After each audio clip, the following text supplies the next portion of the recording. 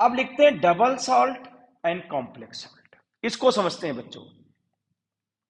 तो देखिए, सबसे पहले जब कोई रिएक्शन होती है, जैसे हमने कहा कि H2 एंड O2, ये दोनों रिएक्ट करके बनाते हैं H2O।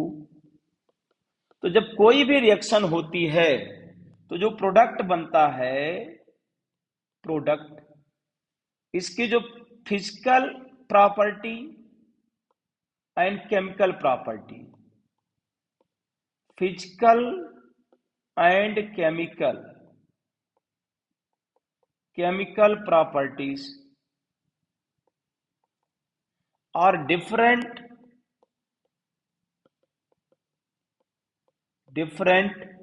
From reactant. Reactant molecule से क्या होता है, डिफरेंट होता है इसमें। अब इसी तरीके से देखिए, अगर एलिमेंट रिएक्ट करते हैं तो सिंपल कंपाउंड बनता है। एलिमेंट रिएक्ट किया, सिंपल कंपाउंड। तो वाटर का melting point, boiling point hydrogen से अलग, O2 से अलग। सुनाई दिया इतना? किसी भी केमिकल रिएक्शन में जो प्रोडक्ट बनेगा उसकी प्रॉपर्टी रिएक्टेंट से क्या होगी, अलग होगी। अब यहां पे देखिए, करें कि एडिशन कंपाउंड्स क्या होते हैं। तो जब सिंपल कंपाउंड रिएक्ट करते हैं डेफिनेट रेशियो बाय वेट में, डेफिनेशन पढ़ते हैं, the compounds form by combination of two or more simple compounds in definite ratio by weight are known as addition compounds. They have different physical and chemical properties in solid state. जब simple compound, यहां पे देखिए समझते हैं, K2SO4 एक simple compound है, aluminium sulphate एक simple compound है, 24H2O, इसको लिया, ये बना पोटास एलम। तो पोटास एलम का जो प्रॉपर्टीज होगा सॉलिड स्टेट में, इन तीनों से अलग होगा, अपने रिएक्टेंट से अलग। इसी तरीके से अगर मोहर सॉल्ट बनाते हैं तो तीन simple compound, ferrous sulphate, ammonium sulphate and water, ये तीनों simple compound definite ratio by weight में रिएक्ट करेंगे और ये बनेगा आपका मोहर सॉल्ट। मोहर सॉल्ट का physical and chemical property in तीनों रिएक्टेंट मॉलिक्यूल से अलग होगा। ऐसे ही कार्नेलाइट बन जाएगा। अब देखिए, हमने चौथा कंपाउंड लिखा, पोटेशियम साइनाइड एक सिंपल कंपाउंड है, फेरस साइनाइड एक सिंपल कंपाउंड है। ये क्या बना, K4FeCN6। क्या बन गया, K4FeCN6। तो इसको बोलेंगे एडिशन कंपाउंड। इसकी प्रॉपर्टी सॉलिड स्टेट में इन दोनों से अलग होगी। अब देखो बच्चों, यहां पे KF एंड COF3, अगर इसकी हम रिएक्शन कराते हैं तो K3COF6 बनता है। तो सॉलिड स्टेट में K3COF6 की प्रॉपर्टी COF3 और KF से अलग होगी। ऐसे ही कॉपर सल्फेट और अमोनिया एक डेफिनेट रेशियो बाय वेट में अपक्रिया कर जाएंगे, रिएक्ट कर जाएंगे, तो एक नया कंपाउंड बना। सॉलिड स्टेट में इसकी प्रॉपर्टी इससे अलग होती है। तो अब एडिशन कंपाउंड का मतलब जब दो या दो से अधिक सिंपल कंपाउंड रिएक्ट करते हैं तो एडिशन कंपाउंड बनता है। अब एडिशन कंपाउंड दो प्रकार के होते हैं, एक है डबल सॉल्ट। तो बच्चों देखिए, ध्यान से देखिए, डेफिनेशन बोर्ड पे क्या लिखा है, डिस्प्ले हो रहा है आईपैड के ऊपर। Those addition compounds which lose their identity in aqueous solution or give simple ions are known as double salt।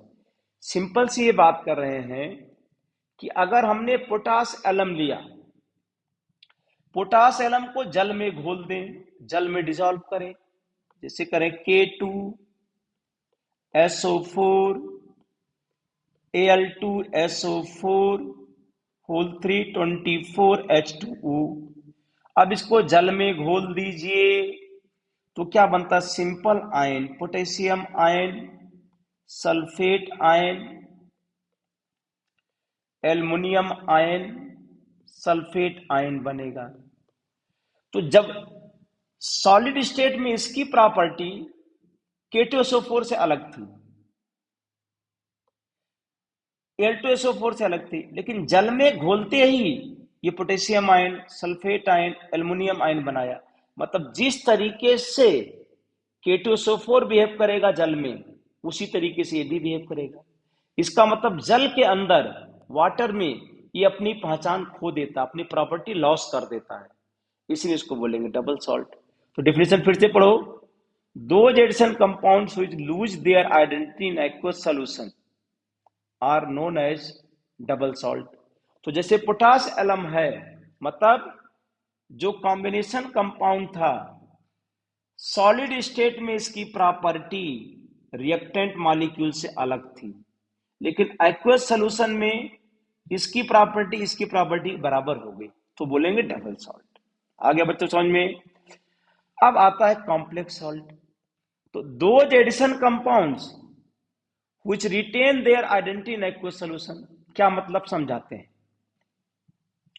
देखो, जैसे हमने कहा K4FeCN6 है, K4FeCN6, अगर इसको हम जल में घोल देते हैं, जल में डिसॉल्व कर देते हैं, मानो इसको H2O, तो ये K प्लस बनता है और एक कॉम्प्लेक्स आयन बनता है।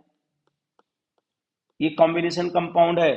पहले मैंने आपको बता दिया, एडिशन कंपाउंड का मतलब सॉलिड स्टेट में इसकी जो प्रॉपर्टी है रिएक्टेंट से नहीं मैच करेगी, जल में घोले तो कॉम्प्लेक्स आयन बना। अब देखो, अगर हम KCN को जल में घोलें तो K प्लस NCN माइनस बनता है। अगर फेरस साइनाइड को जल में घोलें तो फेरस आयन N2CN माइनस बनता है। तो इसका मतलब यह हो गया कि K4FeCN6 जल के अंदर, वाटर के अंदर भी अलग तरीके से व्यवहार कर रहा है अपने रिएक्टेंट मॉलिक्यूल के कंपैरिजन में। जैसे KCN रिएक्टेंट था तो K plus CN minus, ferrous cyanide reactant था, ferrous ion and cyanide ion, लेकिन ये कॉम्प्लेक्स आयन बना रहा है। तो परिभाषा फिर से देखो, those addition compounds which retain their identity in aqueous solution are known as complex salt। मतलब सॉलिड स्टेट में भी इसकी प्रॉपर्टी रिएक्टेंट से अलग और एक्वस सॉल्यूशन में अलग, तो इसको क्या बोलेंगे? Double salt. डी ब्लॉक में हम लोग इसको पढ़ेंगे। डी ब्लॉक के जो एलिमेंट्स होते हैं वो कॉम्प्लेक्स सॉल्ट बनाते हैं।